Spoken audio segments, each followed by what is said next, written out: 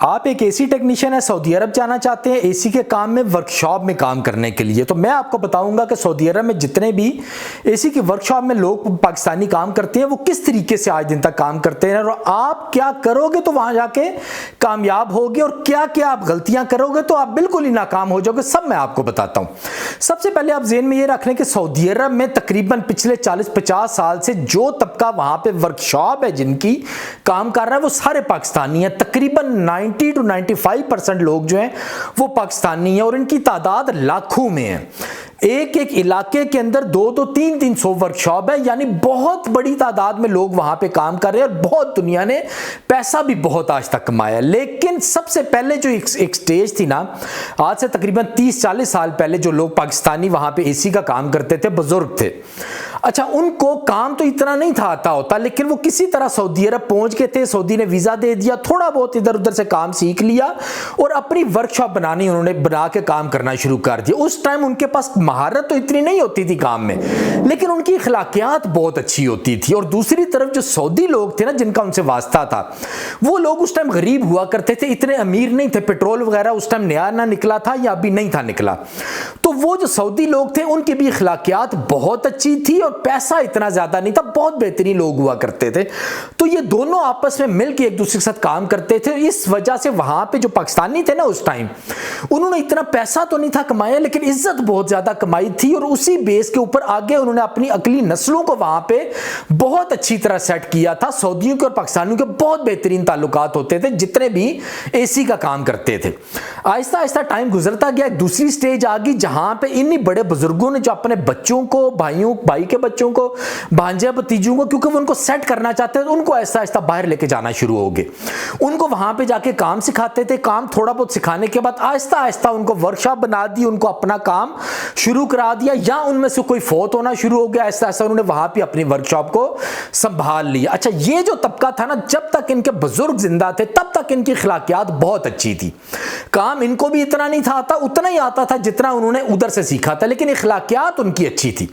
लेकिन जैसे ही उनके बुजुर्गों ने फौत होना शुरू हो गया और आहिस्ता आहिस्ता टाइम गुजरता गया, सऊदियों के पास भी पैसे ज्यादा आने शुरू हो गए, इन लोगों ने तेज बनना शुरू कर दिया और फ्रॉड की हद तक थोड़ी चीजें इन्होंने शुरू कर दी। इन्होंने पैसा सबसे ज्यादा कमाया, ये जो तबका है ना, इन्होंने सऊदी अरब में रहते हुए सबसे ज्यादा पैसा कमाया, क्योंकि इस टाइम पे सऊदियों के पास पैसा भी नया नया आ गया था और काफी आ गया था, लेकिन वो इतने तेज तराज नहीं थे। लेकिन ये लोग थे ना, जब इनके बुजुर्गों का इनके ऊपर से हाथ उठ गया था तो अब इन्होंने तेजियां तराजियां शुरू कर दी थी, क्योंकि इनको काम इतना नहीं था आता और इखलाकियात भी इनकी कमजोर थी।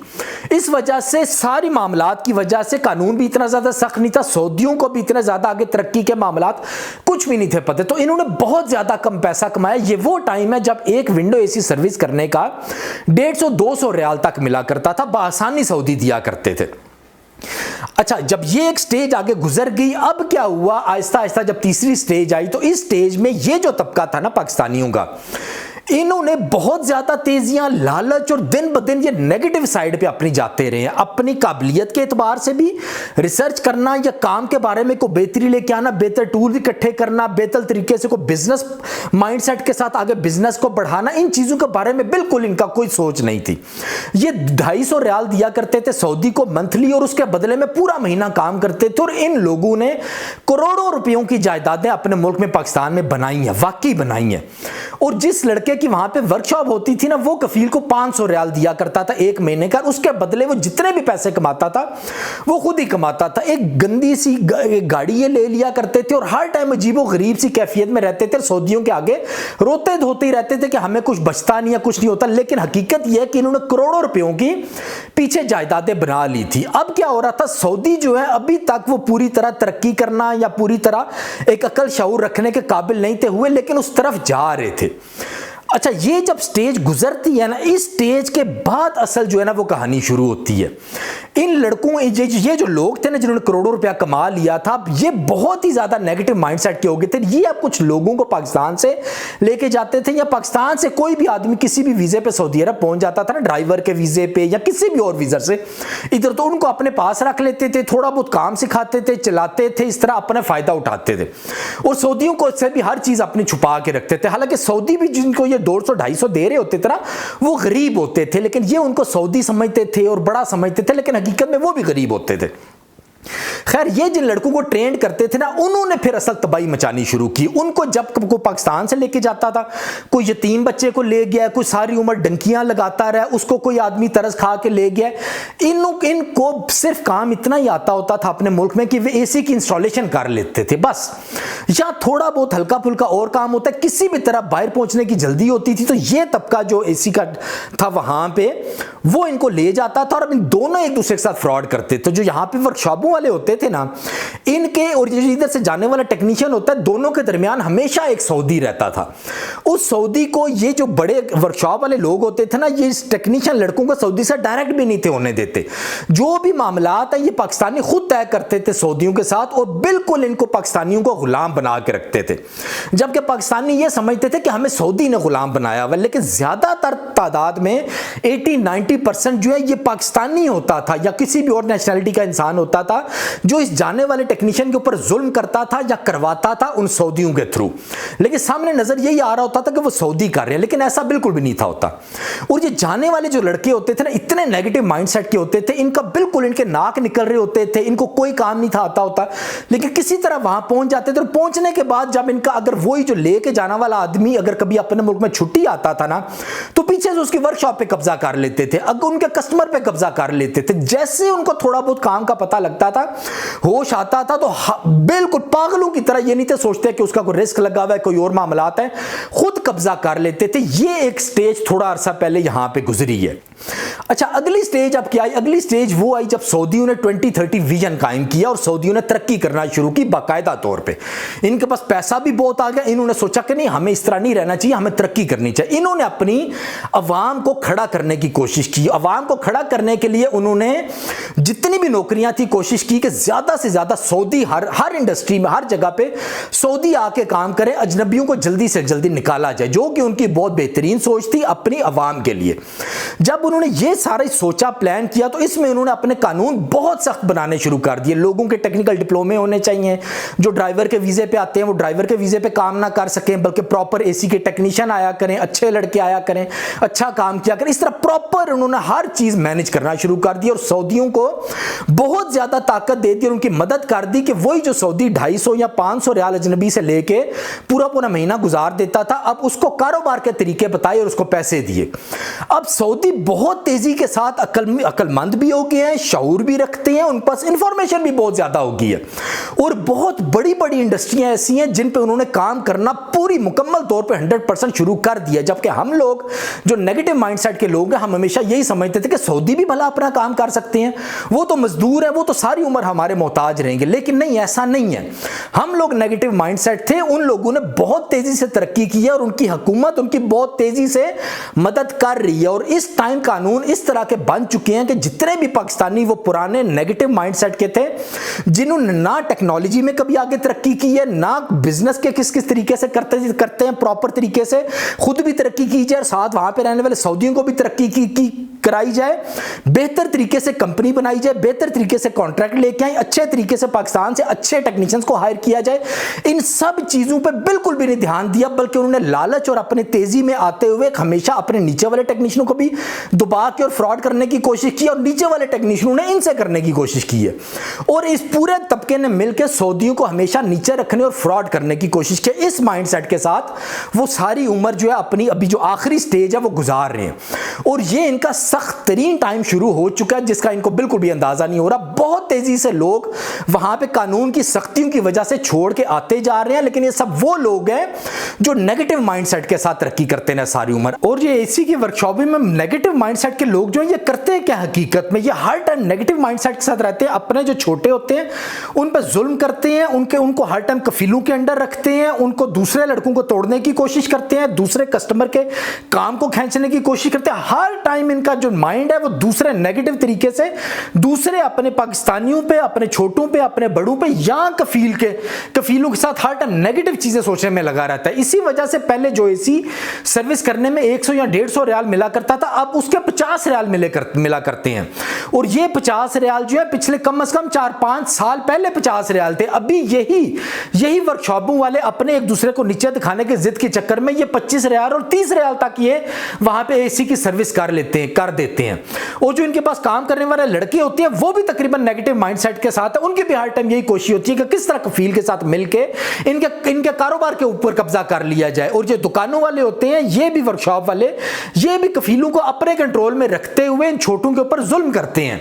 यानी इस तरह की बहुत से और नेगेटिव माइंडसेट की बातें हैं जो इनके अंदर मौजूद होती है, जिसके साथ ये वहां पे जिंदगी गुजारने लगे हुए हैं। और इसकी वजह से नुकसान क्या होता है, जो पाकिस्तान में मौजूद अच्छे घरों के जो लड़के होते हैं, जिन्होंने बाकायदा डिप्लोमे भी किए होते हैं, बाकायदा उनके पास नॉलेज भी होता है, अच्छे माइंडसेट के होते हैं, ये वहां पे बाहर मौजूद एसी के वर्कशॉपों तक पहुंच ही नहीं सकते हैं। अगर किसी वजह से वहां पे ये सऊदी अरब में लड़खड़ाते पहुंच भी जाते हैं तो इतनी को नेगेटिविटी है वहां पे इन वर्कशॉप वाले लोगों की कि वहां पे वो जाने वाला जो बेहतर माइंडसेट का लड़का होता है वो कोई ना कोई नौकरी ढूंढने की चक्कर में चला जाता है, नौकरियां करना बेहतर समझता है, उसको वहां पे इतनी नेगेटिविटी दिखाई जाती है। अब जो आने वाले जो नए टेक्नीशियन है ना, उनके लिए बहुत बड़ी खुशखबरी ये है कि सऊदी अरब जिस तरीके से तरक्की करने लगा हुआ है ना, इस तरह वहां पे एसी वालों के लिए भी तरक्की के बहुत बड़े बड़े चांस मौजूद है। जिन लोगों ने पहले कभी लाखों रुपए कमाए हैं ना, तो अब नई जनरेशन जो है वो करोड़ों अरबों रुपए कमा सकती है। लेकिन उसके लिए सिर्फ एक काम करना पड़ेगा कि उन्हें ये जो पाकिस्तानी जो पुराने जिस नेगेटिव माइंडसेट के साथ उन्होंने वहां पे अपनी जिंदगियां गुजारी हैं या रही हैं, इस तरीके को छोड़ना पड़ेगा। इस तरीके के साथ कभी भी आप लोग तरक्की नहीं कर सकते। और जो पहले जो टेक्नीशियन लोग जिनको सिर्फ इंस्टॉलेशन आती होती थी और मामू चाचू बाहर किसी कंपनी में काम करते थे, वो कहते थे बेटा तू बस डिप्लोमा कर ले, कोई काम सीख ले और यहां पे पहुंच जा, बहुत पैसा है।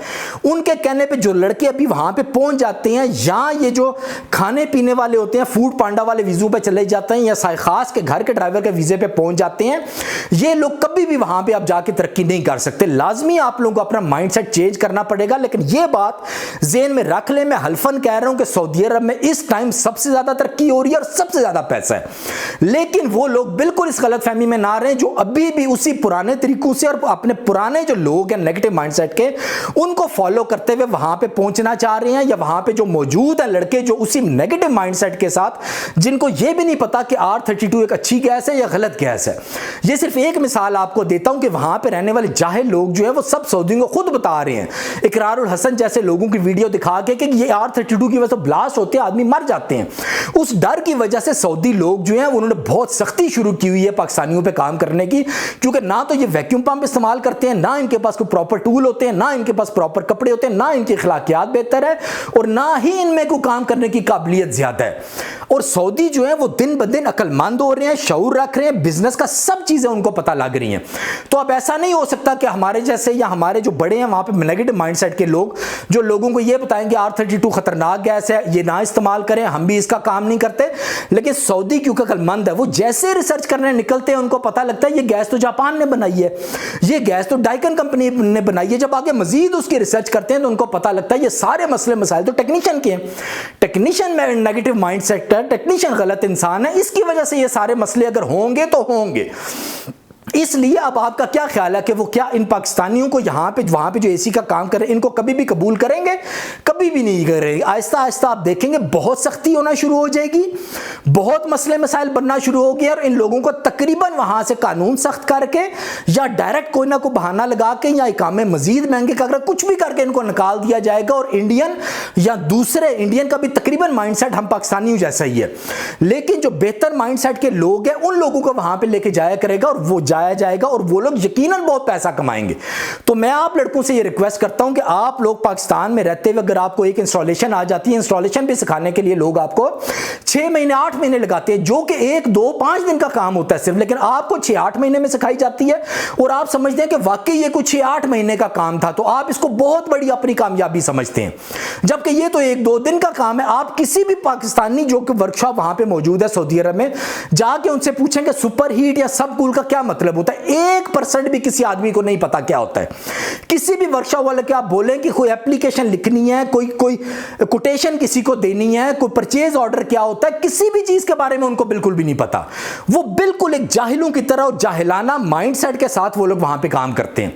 तो आप लोगों को अपने ये सारे मामलात सीधे कर दिए और जल्दी जल्दी जो बाहर जाने की जल्दी होती है आप लोगों को, सिर्फ इंस्टॉलेशन सीखने के बाद उल्टे सीधे वीजू पे चले जाते हैं। वीजू की प्रॉपर इंफॉर्मेशन इकट्ठी करना, किसके पास जा रहे हैं, वो कौन आदमी है, वहां पे कौन सा वीजा आपको मिल रहा है, आप क्या काम करोगे, वहां पे तरक्की किस किस तरह हो सकती है। अगर आपकी लड़ाई हो जाएगी जाके वर्कशॉप वाले के साथ, तो आपने किस तरह कंपनी को छोड़ना है, वहां के कानून क्या है, जो कानून है गवर्नमेंट ने पाकिस्तान में रहते हुए टेक्नीशियंस के लिए क्या क्या रिक्वायरमेंट रखी हुई है। ऐसे बहुत से सवालात हैं जिनका प्रॉपर जवाब हासिल किए बगैर, और सबसे पहले एक मेंटोर, जिस आदमी ने वहां पे पॉजिटिव माइंडसेट के साथ टाइम गुजारा हो, ऐसे आदमी के मशवरे जो हैं वो आपके लिए दुनिया में सबसे जरूरी हैं। ऐसे पॉजिटिव माइंडसेट के लोगों के साथ मशवरा करना और फिर प्रॉपर तरीके से जाना, चाहे उसके लिए थोड़ा टाइम ही क्यों ना लग जाए, लेकिन प्रॉपर तरीके से जाए बगैर आप लोगों को बिल्कुल भी आप लोग सोचो कि आप तरक्की करोगे।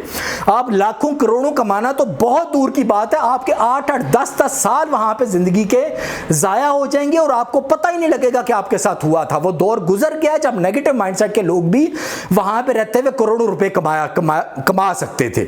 अब ऐसा बिल्कुल मुमकिन नहीं है। अब वही बंदा पैसे कमा सकता है और बहुत ज्यादा पैसे कमा सकता है जो पॉजिटिव माइंडसेट के साथ है और जिसमें काबिलियत मौजूद है, जो पुराने लोगों की तरह अब आगे अपनी जिंदगी वहां पे जाके नहीं गुजारना चाह रहा। तो आज के लिए इतने काफी है, दुआ में याद रखिएगा। अल्लाह हाफिज।